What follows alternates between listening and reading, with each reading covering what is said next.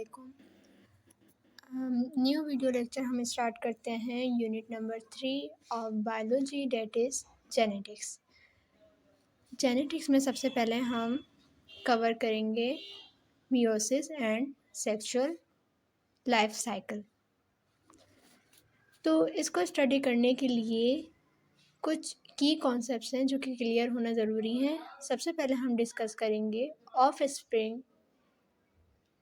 acquire genes from parents by inheriting chromosome। इसके बाद हम डिस्कस करेंगे fertilization and meiosis alternate in sexual life cycle. Then we will discuss our third concept, that is meiosis reduces the number of chromosome sets from diploid to haploid. And then we will discuss genetic variation produced in sexual life cycle contributes to evolution। तो इसके लिए सबसे पहले आप ये picture देखिए। इसमें आपको क्या नज़र आ रहा है कि ये पेरेंट्स हैं और इनके ऑफस्प्रिंग। तो इनमें कुछ सिमिलरिटीज़ भी हैं और कुछ वेरिएशंस भी हैं इनके कैरेक्टरिस्टिक में। अब ये किस तरह होता है, इसका कॉन्सेप्ट क्या है, ये सारी चीज़ें हम डिस्कस करेंगे इस चैप्टर में। Okay, what biological mechanism account for the resemblance between offspring and their parents। जैसे कि अभी मैंने डिस्कस किया, इन्हीं सारी चीज़ों का हम यहाँ पे डिस्कस करने लगे हैं। अच्छा, सबसे पहले ये डिस्कस कर लेते हैं कि जो सेल डिवाइड होते हैं उनकी कितनी टाइप्स होती हैं। सेल डिवीजन की बेसिकली दो टाइप्स होती हैं, या तो सेल माइटोटिकली डिवाइड होते हैं या तो मियोसिस के थ्रू डिवाइड होते हैं। तो रिप्रोडक्टिव सेल्स जो हैं वो वाया मियोसिस डिवाइड होते हैं। मियोसिस और माइटोसिस में क्या फ़र्क होता है? माइटोसिस में होता ये है कि पेरेंट सेल दो इंडिविजुअल या डॉटर सेल में डिवाइड हो जाता है, और मियोसिस में होता ये है कि मियोसिस में जो पेरेंट सेल है वो as a result 4 cell produce करता है।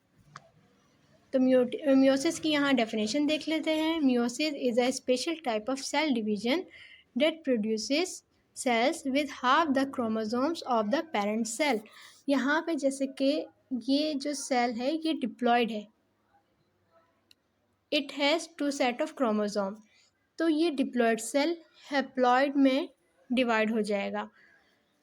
It occurs only in specialize cell. Meiosis जो है सिर्फ स्पेशलाइज सेल में होती है हमारी बॉडी के। ऑल सेल्स जो हैं मियोसिस नहीं करते। मियोसिस ओनली रिप्रोडक्टिव सेल्स में होती है, such as the cells of testis and ovaries. तो ये था मियोसिस का ब्रीफ इंट्रोडक्शन। मियोसिस के बाद नेक्स्ट स्टेप होता है फर्टिलाइजेशन। फर्टिलाइजेशन में क्या होगा? Fertilization unites a sperm and egg, re-establishing pairs of homologous chromosomes with both paternal and maternal genes। homologous chromosomes क्या होते हैं? जैसे कि यहाँ पे दिखाया गया है, फादर में या मदर में it has a set of homologous chromosome which carry genes for the same characters। Okay, तो यहाँ से जब हमने मियोसिस को डिस्कस किया, मियोसिस में हमने बोला 4 सेल्स बनेंगे। तो एक फादर से सेल आएगा और एक मदर से, मतलब एक स्पर्म में होगा सेल्स और एक एग। जब ये दोनों सेल्स यूनाइट होंगे मतलब फर्टिलाइजेशन होगी, तो हमें फर्स्ट सेल ऑफ स्प्रिंग मिलेगा that contain both the characteristic of father and mother. तो अब हम अपना फर्स्ट कॉन्सेप्ट डिस्कस कर लेते हैं। Offspring acquired genes from parents by inheriting chromosomes.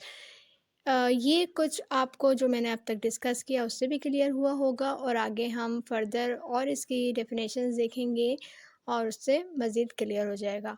तो इसमें होता क्या है, सबसे पहले लिखा हुआ है यहाँ पे हेरिडिटी। हेरिडिटी में क्या होता है? Transmission of traits from one generation to next is called inheritance और हेरिडिटी। मतलब कुछ कैरेक्टरिस्टिक्स जो होती हैं जो नस्लों से चली आ रही होती हैं, जैसे किसी की शार्प नोज़ है, उसके दादा की भी शार्प नोज़ थी, उसके फादर की भी, और इसी तरह सन की भी शार्प नोज़ है। तो ऐसी characteristic, eye colour, hair colour जो कि जनरेशन टू जनरेशन चली आ रही होती है उसको हम हेरिडिटी बोलते हैं या इनहेरिटेंस बोलते हैं।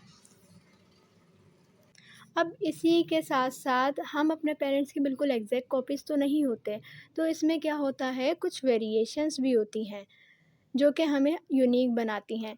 or the study of both heredity and inherited variation is called genetics.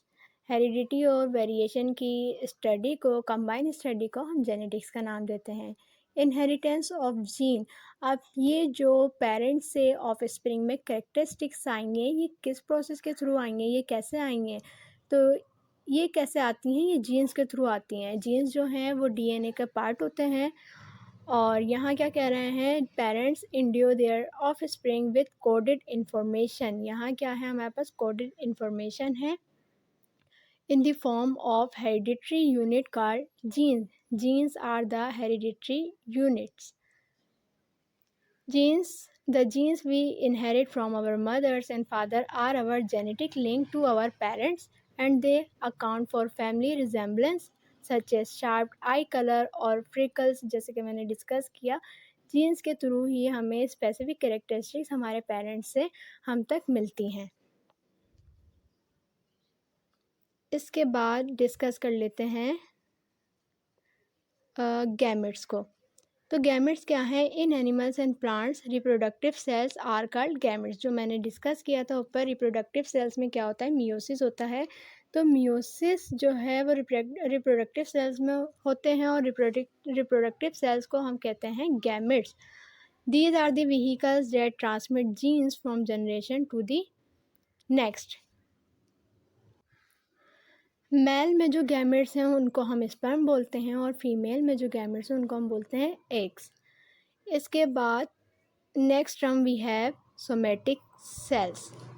Reproductive cells के अलावा हमारी बॉडी के अंदर अदर टाइप्स ऑफ सेल्स हैं. रिप्रोडक्टिव के अलावा जो सारे के सारे सेल्स हैं उनको हम बोलते हैं सोमेटिक सेल्स. तो all cells of the body except the gametes and their precursors are called somatic cells. Each chromosome consists of a single long DNA molecule elaborately collided in associate with various protein. One chromosome includes several hundred to a few thousand genes. एक chromosome के अंदर thousands of genes present हो सकते हैं. Each gene being a precise sequence of nucleotide genes. जैसे कि हमने पहले डिस्कस कर लिया, ये कोडेड इन्फॉर्मेशन है. न्यूक्लियोटाइड बेस है इसकी along the DNA molecule. A genes specific location. अब सोमेटिक सेल के बाद दूसरी टर्म आ रही है हमारे पास लोकस की. लोकस क्या है, हमने बात की कि जीन जो है डीएनए में प्रेजेंट है. अब डीएनए में कौन सी साइट पर ये जीन प्रेजेंट है, उस स्पेसिफिक साइट को, उस स्पेसिफिक लोकेशन को हम लोकस का नाम देते हैं. और अगर प्लूरल इसकी फॉर्म की बात करें तो वो कहलाता है लोकाई. Hair loci. अब हम डिस्कस कर लेते हैं सेक्सुअल एंड एसेक्सुअल रिप्रोडक्शन को. तो कंपेयर करते हैं हम एसेक्सुअल रिप्रोडक्शन को with sexual reproduction. Asexual reproduction में क्या होता है, जो ऑफ स्प्रिंग हमारे पास आते हैं वो एग्जैक्ट जेनेटिक कॉपीज होते हैं ऑफ देयर पेरेंट, और इस एग्जैक्ट जेनेटिक कॉपी को हम नाम देते हैं कोलोन का. ठीक है. यहाँ जो सेल डिवीज़न होती है वो माइटोटिक होती है. माइटोटिक सेल डिवीज़न है, और single individual is sole parent. और इसी के कंट्रास्ट में अगर हम सेक्सुअल रिप्रोडक्शन की बात करें तो यहाँ पे हमें दो इंडिविजुअल चाहिए, एक फादर एक mother, and the offspring are unique combination of genes. और यहाँ जो सेल डिवीज़न होगी वो होगी मियोसिस. ठीक है. Furthermore, asexual reproduction mainly occur in single cellular organism, but in some multicellular organism, asexual reproduction can also occur. यहाँ पे हम इसकी एग्जांपल देख लेते हैं. Asexual reproduction in two multicellular organism. The first example is this relatively simple animal, a hydra. Hydra की example यहाँ पे ली है. Reproduces by budding. जो पेरेंट है ये बडिंग का प्रोसेस करता है, और यहाँ पे एक न्यू इंडिविजुअल क्रिएट हो जाता है. The bud are localised mass of mitotically dividing cells. Asexual reproduction है तो जो सेल्स डिवाइड हो रहे हैं वो माइटोटिकली डिवाइड हो रहे हैं, बर्ड के फॉर्म प्रोड्यूस कर रहे हैं, develop into a small hydra, और ये बिल्कुल एग्जैक्ट कोलोन बन जाएगा just like parent. Small hydra produce हो रहा है यहाँ पे which detaches from the parent. और जब इसकी ग्रोथ कंप्लीट हो जाएगी तो ये पेरेंट से डी अटैच हो जाएगा और ख़ुद से ग्रो करेगा। नेक्स्ट एग्जांपल है रेडवुड ट्री की। All the trees in this circle of redwoods arose asexually from a single parent cell. Single parent cell से दूसरा ऑफस्प्रिंग यहाँ पे प्रोड्यूस हो रहा है, whose stump is in the center of the circle. तो ये तो थी एसेक्सुअल रिप्रोडक्शन की एग्जाम्पल। और सेक्सुअल रिप्रोडक्शन में हमारे पास बहुत सारे एग्जाम्पल्स हैं। हायर प्लांट्स ले लेते हैं हम, और डिफरेंट एनिमल्स ले सकते हैं जैसे कि mammals, birds that are reproducing sexually.